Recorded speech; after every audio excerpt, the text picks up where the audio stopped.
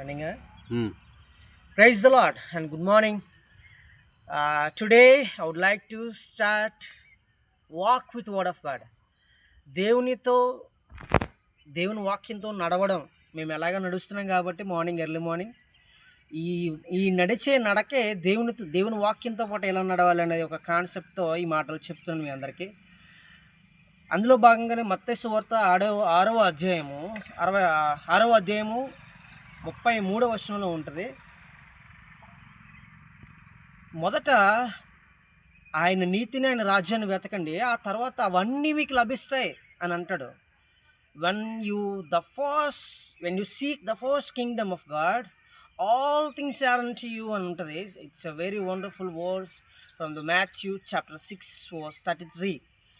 That's why Jesus says we have to seek the first kingdom of God and his righteousness, and then after all things add unto you అంటే అన్నీ నీకు లభిస్తాయి. అన్నీ అంటే దాని అర్థం ఏంటంటే, ఇఫ్ యూ